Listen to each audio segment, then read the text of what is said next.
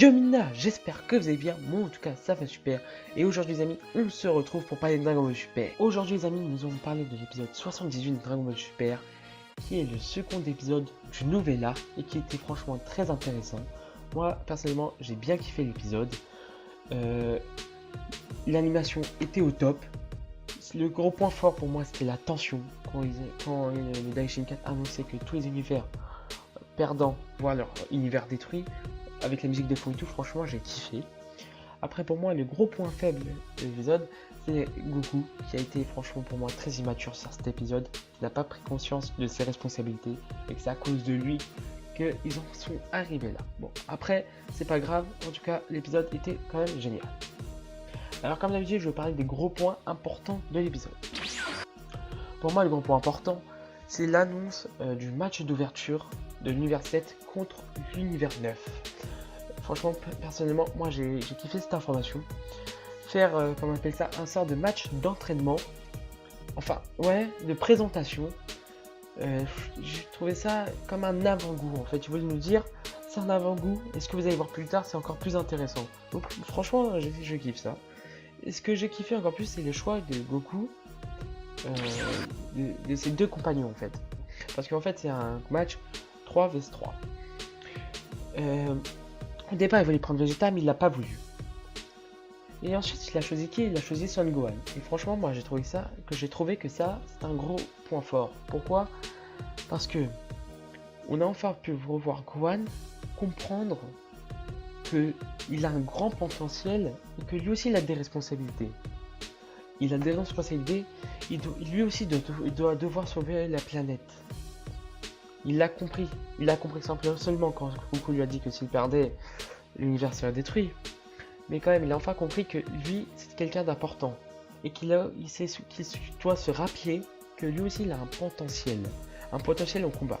D'ailleurs, même Goku l'a dit que son potentiel reviendra très rapidement. Ensuite, moi j'ai bien aimé quand il ait choisi Boo. Franchement, pour moi, ça c'était un très bon point. Pourquoi? Parce que si vous vous rappelez, Boo devait combattre dans le temps de l'univers 7 contre l'univers 6, mais malheureusement il n'a pas pu combattre parce qu'il s'est endormi pendant les inscriptions. Je sais plus comment on appelle ça, pas les inscriptions mais autre chose.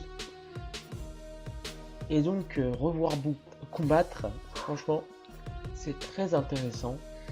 Surtout que ce n'est pas n'importe qui, Boo quand même, c'était le plus grand ennemi, l'un des plus grands ennemis de Son Goku. Enfin d'ailleurs, ils ne l'ont pas battu seul, on va dire comme ça.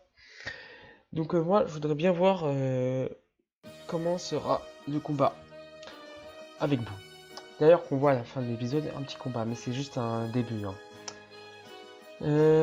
Donc ensuite, l'autre point fort que j'ai aimé, c'est l'arrivée de tous les jeux de destruction. D'ailleurs, on en voit plusieurs qu'on n'avait pas vu avant quand je vous ai présenté l'épisode. Bon, je vais pas vous les présenter maintenant, ce serait trop long sinon. J'ai kiffé quand Goku a été respectueux. Pourquoi? Parce que comme ça, les autres univers sont en train de blâmer l'univers 7. Et quand ils vont voir Son Goku combattre, je sais que j'ai kiffé quand les autres univers vont être bouche bée. Franchement, ça va être génial. Je vais kiffer ça. Surtout quand même que là, le Daishikan, il a fait comprendre quand même à Goku qu'il doit être respectueux. Parce que d'habitude, comme on dit, c'est de la Mizuno, etc. Il peut faire ce qu'il veut, mais non, parce qu'il doit comprendre quand même que c'est qu'un simple humain, qu'un simple mortel.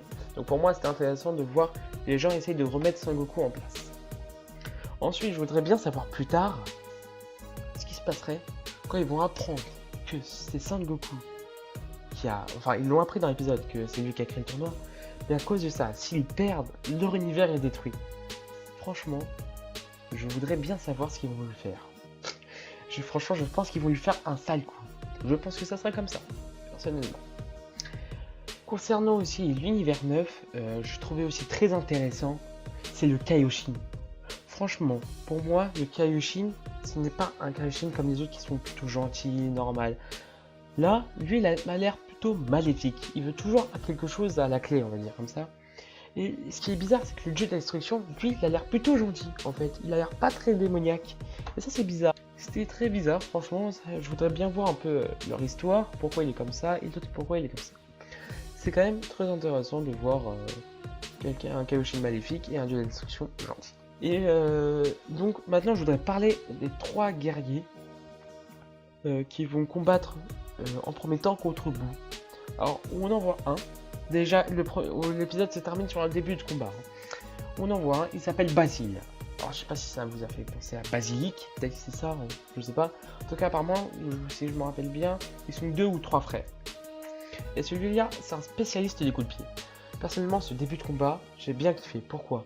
Parce qu'on voit que ce ne sont pas des amateurs comme Frost ou comme Botamo, qu'on a vu dans le tournoi de l'Université contre l'Univers 6.